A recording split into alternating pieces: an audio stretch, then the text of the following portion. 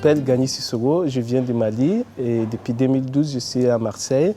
Je suis venu grâce à une compagnie de théâtre que je l'ai rencontrée à Bamako qui faisait un spectacle sur je pense que c'était sur la couleur. Et après une soirée, on s'est rencontrés dans une soirée, si je me rappelle bien, c'est le Consul de France au Mali. Et ce jour-là, j'avais fait des petits pizzas et comme ça. Et voilà, depuis ça, elle m'a mis dans son compagnie de théâtre. J'ai fait plein de choses à Bamako. Et à la base, je viens d'une famille qui sont forgerons. Comme tout le temps, j'étais avec mes tantes et ma mère. Et la cuisine, ça me plaisait en fait. Et chaque fois, Et après, à Bamako, je suis venu là-bas tout seul, à l'âge de 15 ans. Après, j'ai travaillé pour une dame qui vendait des brochettes et des beignets. Elle m'a pris comme travailleur et j'ai travaillé pour elle. Et après, voilà. Après, jusqu'à 2007, j'ai rencontré une dame qui était française. Elle m'a invité à aller manger dans un restaurant. Et là, j'ai goûté des pizzas. Et après, j'ai dit, c'est ça qu'il me faut, en fait, et je vais faire ça comme métier. On est allé se renseigner dans une école qui est franco-libanais au Mali. Et on est allé pour renseigner, ils m'ont dit, tu as quel niveau d'études? J'ai jamais allé à l'école, moi. Jamais allé. J'ai dit, j'aime bien apprendre ça. Ils m'ont dit, on va te donner une chance pour un mois. Après, ils m'ont gardé. J'ai même remplacé leur chef de Pizza Hello. L'histoire s'est venue par là. En fait, après, je voulais arrêter d'inventer des pizzas pour moi. Parce que chez nous, il n'y a pas de champignons ni de fromage. Et je voulais essayer de faire des pizzas à ce qu'on trouve sur place. Et c'est là que j'ai rencontré des metteurs en scène qui étaient au Mali. Parce que je faisais des pizzas à manioc ou à tout ce que j'ai trouvé sur place. Voilà, je suis venu à Marseille grâce à ça. Et quand je suis venu à Marseille, je travaille avec des compagnies de théâtre, plusieurs compagnies et des cirques. Et voilà, et c'est parti de là. Et moi, ma cuisine, c'est un peu des voyages que je fais avec toutes ces compagnies, même si c'est national ou international. En fait, j'ai toujours cuisiné comme ça. En fait, je prenais des ingrédients de chaque endroit que je passais. Voilà, et je faisais ça. Un jour, j'ai fait un atelier. Et c'est un truc qui était fou quand même parce que je faisais des ateliers, il y avait un chef qui s'est inscrit, qui est venu à la fin, il m'a glissé sa carte et qui s'appelle Bernard Laurie. Il m'a donné sa carte, il m'a dit de venir le voir. J'ai passé 3 ans avant d'aller le voir. Un jour, je voulais vraiment me former encore. J'ai eu un poste à Paris. En partant, j'ai allé le dire à Bernard Laurie. Voilà. C'est vrai, ça fait 3 ans que je n'ai pas passé pour venir vous voir. Mais là, je vais à Paris. Voilà. Parce que c'est quelqu'un que j'aime beaucoup. Et quand je suis parti à Paris, pour un mois, j'ai fait 2 mois. Et je suis venu après, il m'a dit de venir travailler sur lui un peu, même si c'est un mois. J'allais faire 20-25 jours comme ça sur lui. Après, voilà, c'est là que j'ai appris aussi les poissons de la façon qui n'est pas à moi. Et là, je me dis, c'est bon, je pense que je peux ouvrir le restaurant. C'est là que je me suis installé sur Chavres. J'ai ouvert mon restaurant sur Chavres. Ça fait 3 ans et demi qu'on est ouvert. Parce que ma cuisine, c'est pas la cuisine africaine. Chaque fois que les gens mangeaient, ils disaient, mais ça c'est comme chez moi, c'est comme chez moi. Voilà, je cuisine comme ça jusqu'à maintenant. Je n'ai pas de recettes en fait. Je ne peux pas donner des recettes à quelqu'un parce que je ne sais pas ce que je vais aller cuisiner demain. Je ne sais jamais. Moi j'arrive, j'ai des légumes, j'ai des poissons, j'ai des viandes. En fonction de ça, voilà. C'est pour cela ma cuisine, je ne sais pas ce que je peux appeler, comment on peut l'appeler en fait. Mais bon, c'est la cuisine de Gagny. C'est pour ça qu'on a donné ce nom-là. Déjà, moi, le mot cuisine africaine, c'est compliqué ici parce que quand on dit cuisine africaine, on reste sur les tchèbes et des yassa poulet et des machins. Ok, pour moi, c'est pas ça parce que, moi, je ne veux pas parler pour toute l'Afrique. Moi, je suis malien et je sais la cuisine malienne, c'est pas ça. Et je suis ivoirien, je suis né en Côte d'Ivoire, je sais la cuisine ivoirienne, c'est pas ça non plus. Parce qu'au Mali, déjà, je ne sais pas, il y a combien d'ethnies différents.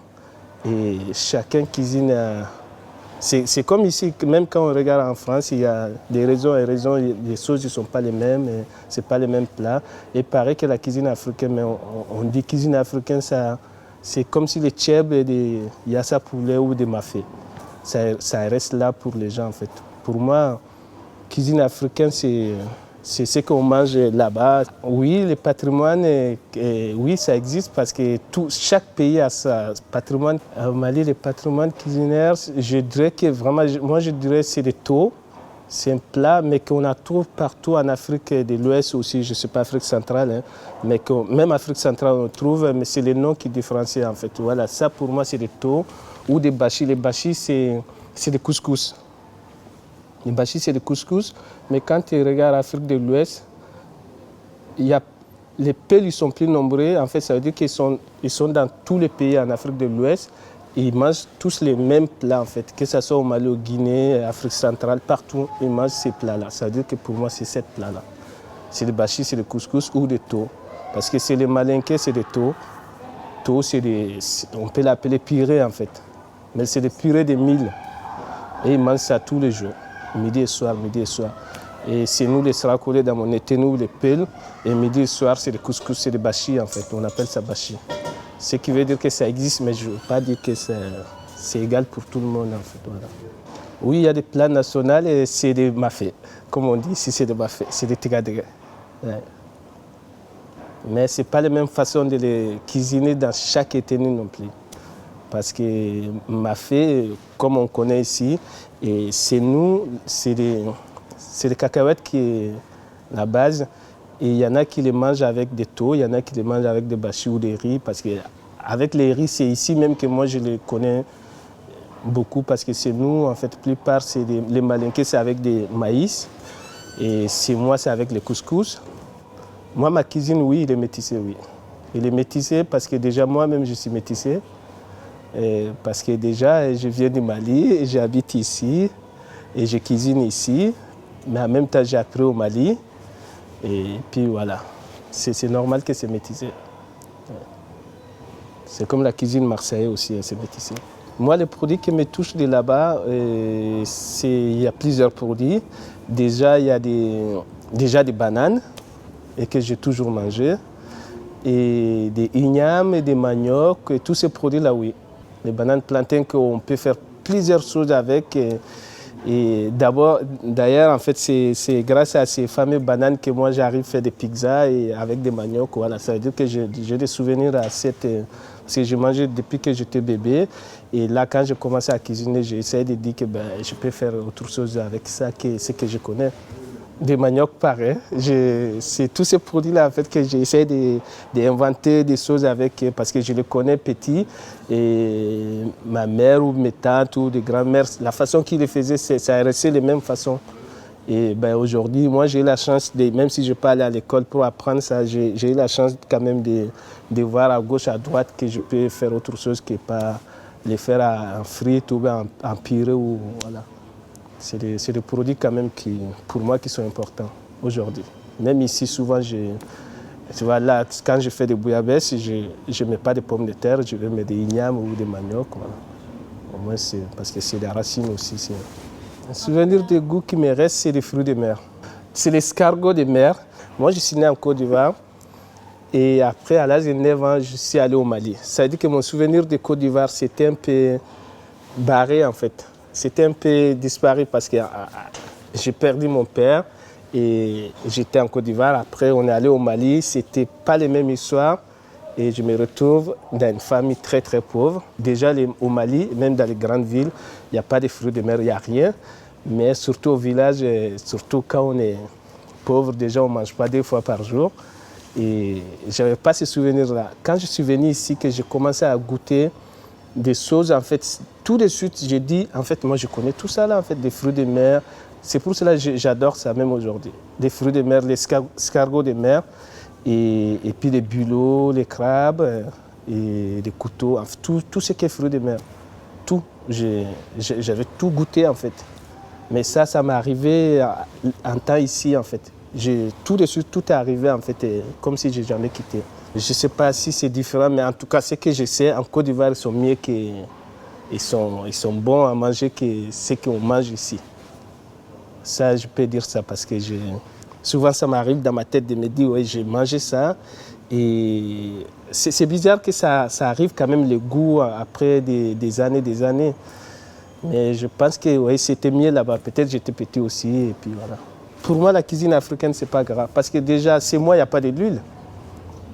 Dans mon village, il n'y a pas de l'huile. Comment ça va être gras? C'est les mêmes cuisines que quand il y a des cuisines africaines ici qui les font. Mais je ne sais pas pourquoi ils mettent autant de l'huile. Mais peut-être il y a certains côtés en Afrique, c'est gras. Ça, je ne sais pas, parce que moi, je ne peux pas parler de toute la cuisine africaine. Mais chez moi, en tout cas, il n'y a pas de... Quand tu vois qu'on met de l'huile, on n'a pas. Souvent, c'est moi, je vois à la fête, qu'on a un peu de moins, on achète un chèvre ou un agneau. Quand on les tue, après les gras qu'on trouve, ils mettent ça dans les marmites d'abord pour les faire revenir de la viande. C'est-à-dire qu'ils ne sont pas. Il n'y a pas de gras. Normalement, il n'y a pas de gras, mais pas plus que la cuisine indienne. Pardon. Non, ça c'est un problème quand même parce que chaque fois on pose la question, la cuisine africaine, elle est épicée, Eh bien non, je pense qu'il n'y arrive même pas les deuxième cuisine épicée. Parce que quand tu regardes en Asie, il y a plein de pays qui sont, la cuisine est vraiment épicée et beaucoup épicée. En fait, les gens, ce qu'ils oublient, nous on met des piments pour les parfumer. Après, on enlève dedans. Mais quand tu regardes en Asie, il y a certains pays, en fait, on cuisine avec. On la hache, on les met, en fait, on pile, on met. Et ce qui fait que nous, la cuisine africaine, pour moi, ce n'est pas épicé. Parce que c'est à côté. Si tu veux, tu les mets, tu ne veux pas, tu ne touches pas. Mais il n'est pas épicé. Comme en Inde, hein, peut-être tu trouveras des poivres ou certains piments. Et ail, oignon, il peut épicer avec les ail et oignons parce que nous, on met beaucoup ça dans la cuisine. Et la cuisine de la ville et de la campagne, ils sont différents. Parce que les gens qui sont à la ville, ils sont des moyens de mettre plein des ingrédients.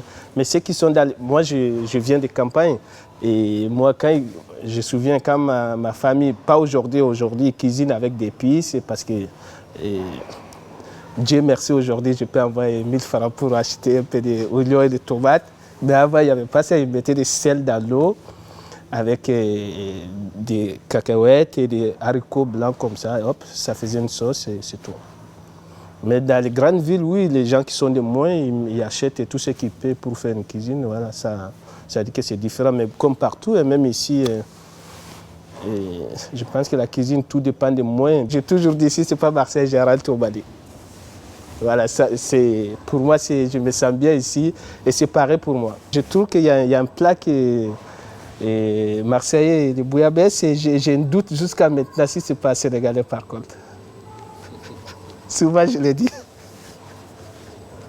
Déjà, les rapports avec le feu, les rapports avec ce qu'on fabriquait en fait. Et moi, tout est lié avec la cuisine pour moi. Parce que nous, voilà, quand on faisait des forges, après, à côté, il y a des femmes qui sont là qui cuisinent. À côté, les hommes, on est là pour fabriquer, on fait des forts.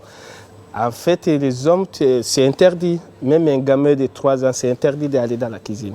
D'aller où les femmes ils cuisinent en fait. Et moi, comme ça, en fait, chaque fois qu'une tante qui m'appelle pour m'envoyer chercher un truc, et tu te rapproches, tu vois comment ils font. Et puis, j'aimais bien être avec mes tantes, en fait, ou mes sœurs pour piler avec eux. En fait, ça, j'aimais beaucoup ça, en fait. Même moi, aujourd'hui, je suis cuisinier, mais je pense que ma mère, elle ne sait pas ce que je fais. Ouais, parce que sinon, je pense qu'elle va me dire que ce n'est pas le travail, l'homme ne cuisine pas. Voilà, ça c'est les gestes quand même de couper à la main. Mais je les fais chaque mardi parce que chaque mercredi, j'ai des burgers au restaurant. Il faut que je fasse des frites et mardi, en fait, je coupe tout et je les coupe à la main. Chaque mardi, je coupe 15 kilos de frites comme ça. Je n'arrive pas à les poser en fait pour les couper, j'arrive pas. Je les coupe à la main. J'ai déjà eu des apprentis, mais ils disent que mais comment tu fais, tu ne te coupes pas. J'ai dit non, en fait, ça c'est un truc, nous, ça n'existe pas. Nous, ils ne cuisinent pas debout en fait. Ils s'assoient, en fait, couteau comme ça, tout est coupé à la main. Et alors que c'est le couteau qui coupe souvent très très bien, mais tout est là. En fait, c'est l'habitude. En fait, même moi, souvent, je me demande, mes enfants, quand je les fais à la maison, attention, papa, tu vas te couper. Je dis, mais non, en fait, ça, c'est, pour moi, je peux me couper à ça qui comme ça. Parce que ça, il est à moi, en fait. Il est à moi et Je pense qu'il ne va jamais avoir un accident avec ça. Pas dans les restaurants, mais en dehors. En dehors, j'aime bien parce que j'ai un bras zéro en fait qui est énorme. Mais là, comme je ne peux pas le porter pour amener ici, il est énorme. Et sinon, oui, souvent dehors, en fait, dans les festivals, j'aime bien ça. C'est des plaques et c'est des fourneaux, quoi. Mais je ne peux pas cuisiner avec ça au restaurant parce que c'est des bras zéro, c'est des charbons ou des bois.